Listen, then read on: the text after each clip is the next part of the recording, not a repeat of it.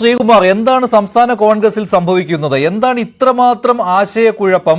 ഈ അയോധ്യ പ്രതിഷ്ഠയ്ക്കുള്ള ഈ ക്ഷണം സ്വീകരിക്കണോ വേണ്ടയോ എന്ന കാര്യത്തിൽ ഇവിടെ ഏറ്റവും വലിയ ഒരു വൈരുദ്ധ്യം കണ്ടത് KPCC പ്രസിഡന്റ് കെ സുധാകരൻ പറയുകയാണ്, ഒരഭിപ്രായവും ഞങ്ങളോട് ചോദിച്ചിട്ടില്ല ഹൈക്കമാൻഡ്, അതുകൊണ്ട് ഞങ്ങളുടെ അഭിപ്രായമൊന്നും പറഞ്ഞിട്ടില്ല, എല്ലാം ഹൈക്കമാൻഡ് തീരുമാനിക്കട്ടെ പോകണോ വേണ്ടയോ എന്ന കാര്യത്തിൽ.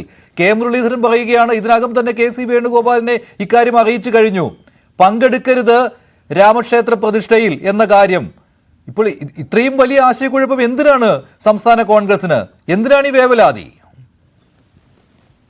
സംസ്ഥാന കോൺഗ്രസിന്റെ നേതാക്കൾ മൗനം പാലിച്ചിരുന്നെങ്കിൽ ഈ വേവലാതി ഉണ്ടാകില്ല. അവരോട് നിങ്ങൾ അഭിപ്രായം ചോദിച്ചപ്പോൾ അവർ അഭിപ്രായം പറഞ്ഞതാണ് ഇപ്പൊ പ്രശ്നമായത്. അത് കെ സുധാകരൻ KPCC പ്രസിഡന്റ് പറഞ്ഞതാണ് ശരി, ഹൈക്കമാൻഡ് തീരുമാനിക്കും, AICC തീരുമാനിക്കും എന്താ വേണ്ടെന്ന്, അത് അംഗീകരിക്കുക, അത്രേ ഉള്ളതിന്റെ കാര്യം. പിന്നെ പോകണോ വേണ്ടെന്നൊക്കെ ഓരോരുത്തർ അഭിപ്രായം പറയുമ്പോൾ അത് അവരുടെ വ്യക്തിപരമായിട്ടുള്ള അഭിപ്രായം അവർ പരസ്യമായി പ്രകടിപ്പിച്ചു, അത് നിങ്ങൾ ചർച്ചയാക്കുന്നു എന്ന് മാത്രമേ ഉള്ളൂ. കോൺഗ്രസിന്റെ തീരുമാനം എന്തായാലും വളരെ സുദൃഢമായ തീരുമാനം തന്നെ വരും, സംശയമൊന്നും വേണ്ട.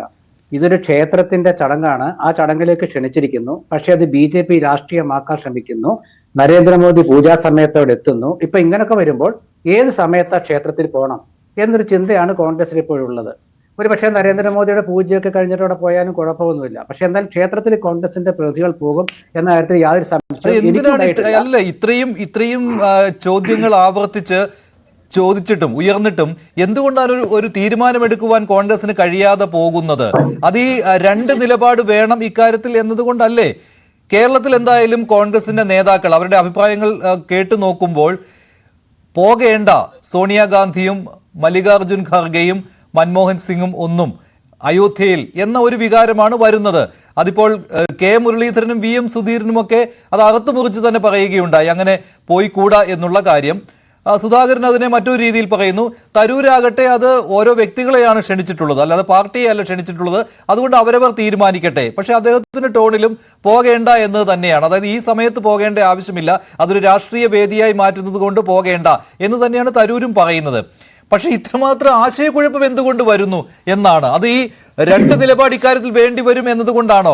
ഹിന്ദി ഹൃദയഭൂവിൽ ഒരു നിലപാടും തെക്കേ ഇന്ത്യയിൽ മറ്റൊരു നിലപാടും അങ്ങനെ വേണ്ടത് കൊണ്ടാണോ ഇത്തരത്തിലുള്ള ഈ സമയമെടുക്കുന്നത്? അല്ല, സമയമെടുക്കുന്ന വേറൊന്നും കൊണ്ടൊന്നുമല്ല. കാരണം ഇതൊരു ആശയക്കുഴപ്പമാണല്ലോ. കാരണം എന്താണെന്ന് വെച്ചാല് BJPക്ക് ഒരു തീവ്ര ഹിന്ദു നിലപാട് എടുക്കാറുള്ള BJP അവരാ ക്ഷേത്രം അവരാണ് പണിതവരാണ്, ട്രസ്റ്റിന്റെ പേരിലാണ് ക്ഷണക്കത്ത് ഒക്കെ ഉണ്ടെങ്കിലും BJPയുടെ ഒരു രാഷ്ട്രീയ തീരുമാനമാണ് അവർ നടപ്പാക്കിയിട്ടുള്ളത്. പക്ഷെ അതൊരു ക്ഷേത്രമാണ്. ആ ക്ഷേത്രം ആര് പണിതു, ഗവൺമെന്റ് ആയാലും അല്ലെങ്കിൽ ആര് പണിതു എന്നുള്ളൊരു വിഷയമല്ല. പക്ഷെ അവിടെ ദർശനത്തിലേക്ക് ക്ഷണിക്കുമ്പോൾ, പ്രാണപ്രതിഷ്ഠ എന്ന മുഹൂർത്ത സമയത്തേക്ക് ക്ഷണിക്കുമ്പോൾ അവിടെ പ്രധാനമന്ത്രിയും BJP നേതാക്കളും വരികയാണ്. അപ്പോൾ അത് രാഷ്ട്രീയമായി മാറുകയാണ്.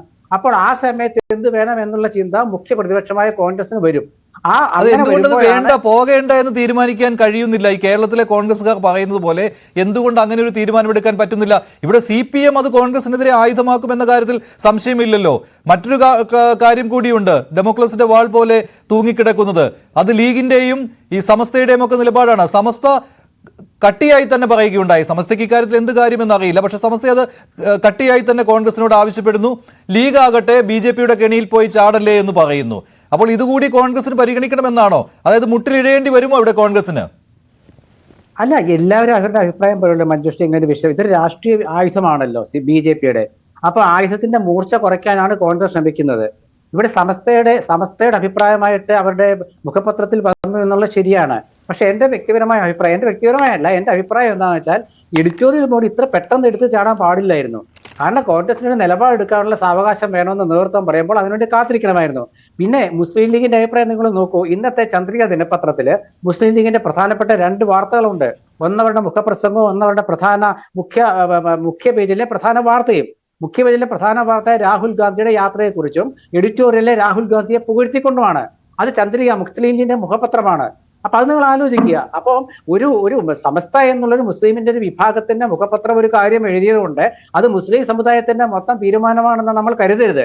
പഴയ പോലെ അല്ല, ന്യൂനപക്ഷ വിഭാഗങ്ങളുടെ ചിന്ത പഴയ പോലെ അല്ല എന്നുള്ളത് സാധാരണ രാഷ്ട്രീയം നിരീക്ഷിക്കുന്നവർക്ക് ഇപ്പൊ മനസ്സിലാവും. പണ്ട് അങ്ങനെയല്ല. പണ്ട് ഭൂരിപക്ഷ ഹിന്ദുക്കളോട് എന്തെങ്കിലും പറയാൻ അപ്പൊ ന്യൂനപക്ഷം എതിർക്കുന്നു പറയുക. ഇത് മാർക്സിസ്റ്റ് പാർട്ടി ഉടനെ അതിലൊക്കെ ഒരു കലക്കവെള്ളത്തില് മീൻ പിടിക്കാൻ ശ്രമിക്കുക. ആ കാലമൊക്കെ പോയി. ഒരു തലമുറ അതിനിടയിൽ അത് മാറിപ്പോയി. ആർജവത്തോട് തുറന്നു പറയാൻ പറ്റുന്നില്ല. പക്ഷേ കോൺഗ്രസ് നേതാക്കൾക്ക് സമസ്തയോട് പോയി പണി നോക്കാൻ പറയാൻ എന്തുകൊണ്ട് പറ്റുന്നില്ല? പറ്റില്ല. അത് മറ്റൊരു കാര്യം. താങ്കളെ പോലെയുള്ള നിരീക്ഷകർക്ക് അത് പറ്റും, സഹയാത്രികർക്ക് പറ്റും. അത് കോൺഗ്രസ് അണികളുടെ ഒരു വികാരം കൂടിയായിരിക്കും. പക്ഷേ നേതാക്കൾക്ക് അത് പറയാൻ പറ്റില്ല. ശ്രീ എൻ ശ്രീകുമാർ അപ്പോൾ